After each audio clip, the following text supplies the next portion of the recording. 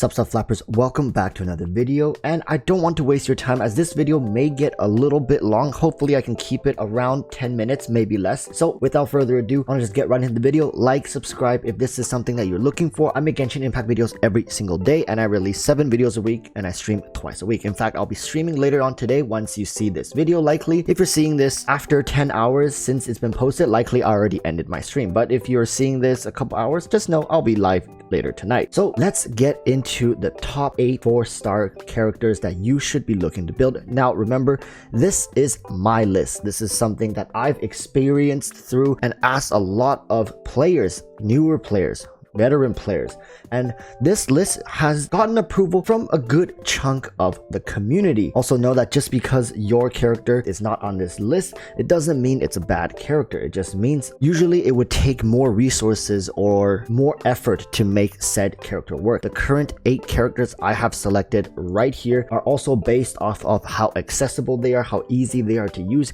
synergy, efficiencies, and of course taken into consideration with constellation requirements. The higher up on this list we go, you'll notice that they have high power efficiency, pairs really well with a lot of different teams, as well as low constellation requirements, and of course deals a ton of damage. So after saying all that, I hope you guys get the gist of it. Let's start at number 8. We have our girl Ning Wang. Yes, it goes from left to right. So why is Ning Wang at 8th position and not any higher on this list, and why did she even make it onto this list? So currently, Ning Wang is a great character for free-to-play players or just any players to start playing the game with. You can build her very early on. She has a lot of power in her kit and she doesn't require any reactions. You don't have to understand what the hell reactions are. If you're earlier into the game, slap a C0 Ning Wang onto your team and just build her up. I have a guide for her and she will carry you easily to AR45 and AR50, and you can even continue using her into the late game. However, the reason she is not any higher on this list is because as you approach late game and understand the game better,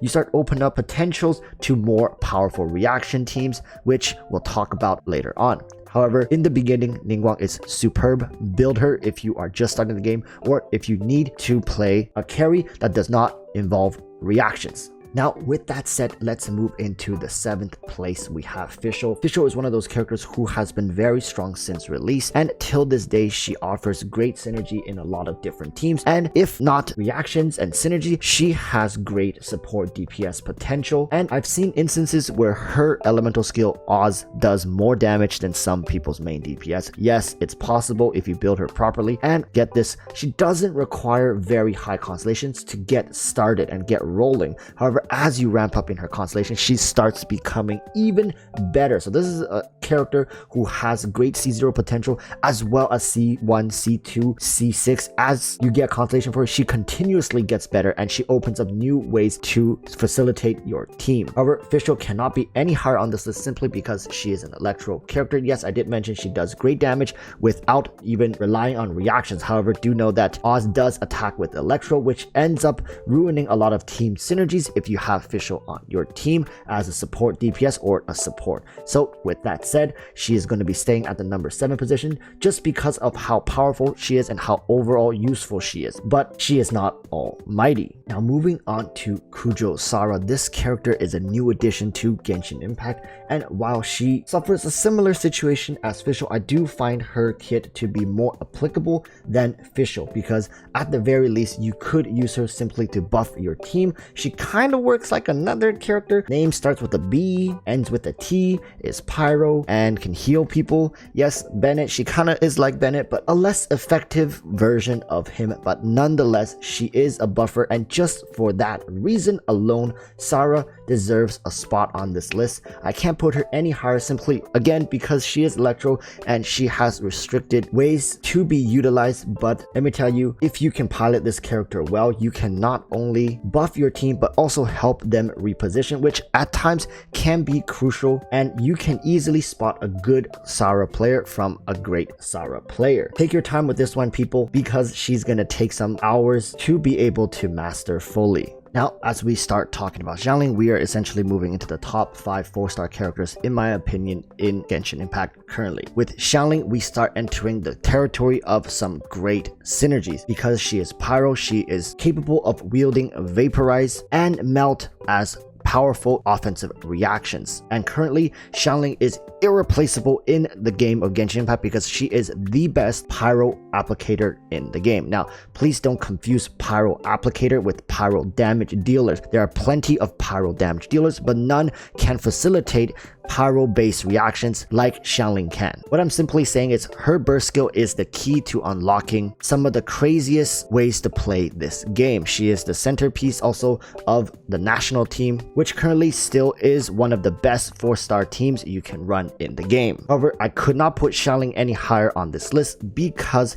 yes, to unlock her full potential, you do need at least Constellation 4 because that is the constellation which really takes your burst skill and makes it last seemingly forever. And without it, you do have to play around her cooldowns a little more carefully because she also has 80 energy cost just to use her burst skill. And let me tell you, it's not enough even if you run her with another pyro unit on the team, which oftentimes you do. So understand that you want to get the most out of this character, you do need to have relatively high constellation, preferably Constellation 4. That's going to be the sweet spot for Xiangling. And now we have entered the top 4 category, starting with number 4 at Diona. So Diona is one of those characters that I think till this day a lot of people don't really see the value in running her in your team. But let me tell you, Diona is a character who is capable of generating a ton of energy particle for cryo characters, and oftentimes cryo characters need to be ran in pairs because a lot of the cryo main DPS right now really relies on the cryo resonance to be able to run a high crit damage build, and Diona not only allows that to happen but also provides a huge chunk of energy particles for your cryo main DPS. Followed by that, she is capable of shielding you, and she's capable of healing you, and she's capable of cleansing you, and all for the cheap cost of pretty much free, because a couple patches ago she was given out to the players for free. So now essentially she is air quotes a free character. So listen to me, trust me people, if you are having troubles going through content in this game, Diona likely will solve your problems 9 times out of 10. Okay, with that said, let us move into Sucrose. Now Sucrose is a character who shot up on this list ever since the elemental mastery changes that happened a few patches ago. So currently Sucrose is like the budget Venti budget Kazuha, and sometimes I feel like saying budget doesn't even do her justice. It makes her feel like she's not as good. While she doesn't do as much damage as those two that were mentioned prior,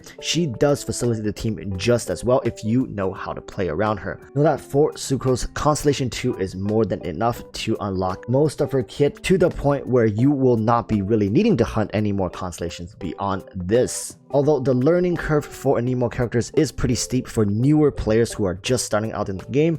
I have a friend who is playing right now and he refuses to use Anemo characters because he just thinks they are useless. So do know that if Sucrose isn't working well for you, likely you are doing something wrong. If you guys want to see a video on how Anemo characters work, comment below. If this video gets enough requests, I'll make that video. Now moving on to the number 2 position. I don't think these last two are coming as a surprise to anybody, but for newer players, allow me to explain. Xingqiu currently right now is the best 4-star support DPS. I even want to say the best support DPS overall, including 5 stars. But we do have Albedo. However, Albedo doesn't give access to as much power, right? Albedo's peak and his lowest point are actually very close together. He's just there, right? But Xingqiu's peak is astronomically high. Xingqiu can literally unlock ways to play the game that are not possible without him. Freeze teams, vaporize teams, electro charge teams. Yes, you heard it right. Electro charge teams can be unlocked through Xingqiu.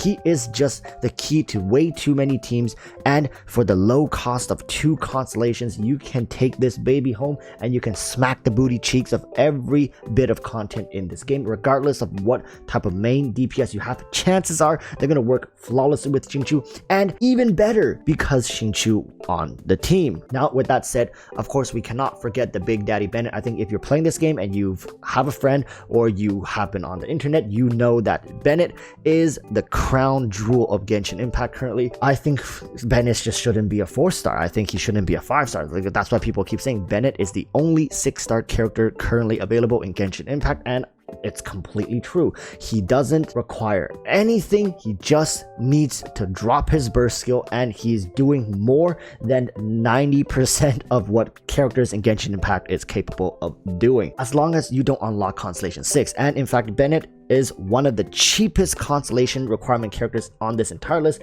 with only one constellation required, C1. That's it, C1, and you get a 6-star character in Bennett. And of course, he is Pyro, so running that Pyro resonance on your teams always do feel so much better for that juicy attack boost. With all that said, people, this is my top 8 characters for Genshin Impact in the 4-star category. Now, once again, this is my list. I do think that everything I've said here today has been backed up by not only myself, but the community, and I've asked a ton of people and they said, yes, this is a great list. And I think both beginner characters, free-to-play characters, and even some veterans could look at this and give nods to it. Let me know below what you think of this list, and I hope this video did not take too much of your time. I do look forward to seeing you guys later on in today's live stream to hear what you guys have to say about both this list and currently what's going on in Genshin Impact. I can't wait to see you guys later, so until then, stay safe and peace.